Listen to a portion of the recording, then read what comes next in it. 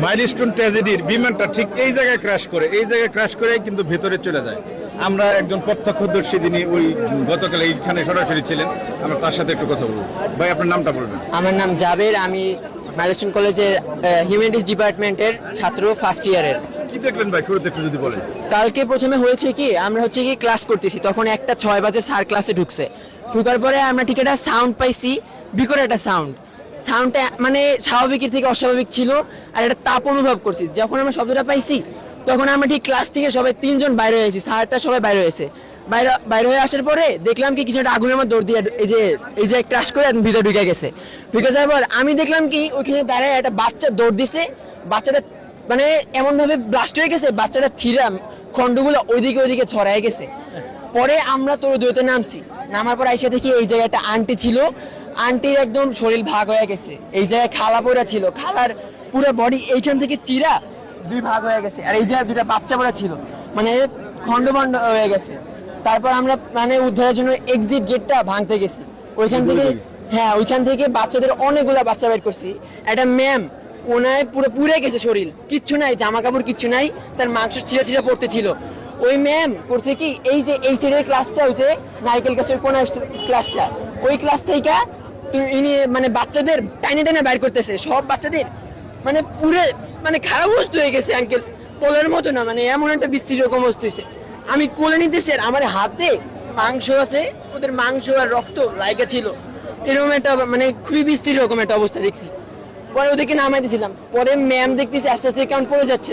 Fire সার্ভিসের লোকদের তখন আসছে, আইসা ওনারে বাইর করার পরে তার কম্বল টম্বল জড়ায় ক্লাসের মধ্যে নিয়ে তারপরে অ্যাম্বুলেন্স আসছে, তারপর ওনারে নিয়ে গেছে।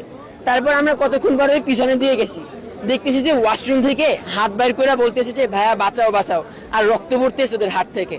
পরে আমি আর আমার কয়েকটা বন্ধু পিছন থেকে ঘুরে উঠছি, ভিতরে উঠে জানলা ভাঙার চেষ্টা করতেছি। জানলা ভাঙার মধ্যে দেখি কি এই ছেলে কয়েকটা ক্লাসে একদম বাচ্চাদের পড়েই আছে, স্পট ডেড, এরকম অবস্থা। পরে বাচ্চাগুলো কাঁদতেছে আর বলতেছে ভাইয়া বাঁচাও। পরে আমরা দেখে এই সাইডের স্যার ছিল, উনি তারপরে গ্রিল ভাঙা তারপরে বাচ্চাদেরকে বাইর করে দিয়েছিল, আর আমরা যে বাচ্চাদের বাইর করতেছিলাম। পরে আমরা এই সাইডে আসার পরে আমি আর আমার বন্ধু মানে গ্রিল ভাঙার চেষ্টা করতেছি। একটা বাচ্চা দিয়ে মানে অসুস্থ পড়ে যেতেছে, পরে টাইনা বাইর করা হয়েছে, মানে এত একটা খারাপ অবস্থা হয়েছে। আর কালকে প্রশাসন যা করছে আমাদের সাথে আঙ্কেল, এটা বলার মতো না। মানে ওনারা, আমরা সত্য বলতে চাইছি ওনারা, সেজন্য আমাদেরকে হাত তুলছে, আমাদের টিচারদেরকে মারছে, আমাদের স্টুডেন্টকে মারছে। মানে এটা আমরা আজকে যে 6 দফা নিয়ে এই জায়গায় দাঁড়াইছি, আশা করি এটার দাবি তারা মায় নিছে, এবং এটার আমরা একটা সুষ্ঠু ফলাফল সামনে দেখতে পাবো ইনশাআল্লাহ। এখানে ক্র্যাশ করার পরে এই যে এখান থেকে ক্র্যাশ করে একদম ঢুকে যায় ভিতরে, একদম এই ভিতরে ঢুকে যায়। হ্যাঁ, ভিতরে ঢুকে কি কোনো বিস্ফোরণ হয়? হ্যাঁ, বিস্ফোরণ 2বার হয়েছে। প্রথমবার যখন হয়েছে তখন আগুনের মানে ছড়ায় ছিটায় গেছে, বাচ্চা দৌড় দিছে, ওর বডি পার্ট গুলো দেখলাম ছিঁড়ে যাচ্ছে একটা। আর মানে এমন অবস্থায় কয়েকটা বাচ্চা বাইরে হয়েছে, এই রুম থেকে দৌড় দিছে 2টা বাচ্চা, ওরা একদম দেখলাম আগুনের মধ্যে ঢুইকা ছিঁড়ে পার্ট গুলো এই জায়গায় হাত পড়েছিল ওই সামনে। পরে কি বিমান আবার ভিতরে যায়, আবার সেকেন্ড টাইম আবার প্রায় 5-10 মিনিটের মধ্যে আবার আগুন ধরে উঠছে, আর সব অ্যাসিড যত ছিল, মানে ম্যাক্সিমাম বাচ্চার ক্ষতি হয়েছে যে অ্যাসিড যত ছিল বিমানের, ওই অ্যাসিড গুলোর কারণে হ্যাঁ শ্বাস নিতে পারতেছিল না, ওদের প্রায় অনেকের শ্বাস নালী পুড়ে গেছে। একটা বাচ্চা তো জিব্রা মানে পুড়ে মানে বের হয়ে গেছে, এরকম অবস্থা হয়েছে ওদের। ঠিক আছে, ধন্যবাদ আপনাকে, ভালো থাকবেন। আমরা এখনো কিন্তু জেট ফুয়েলের গন্ধ এখানে পাচ্ছি।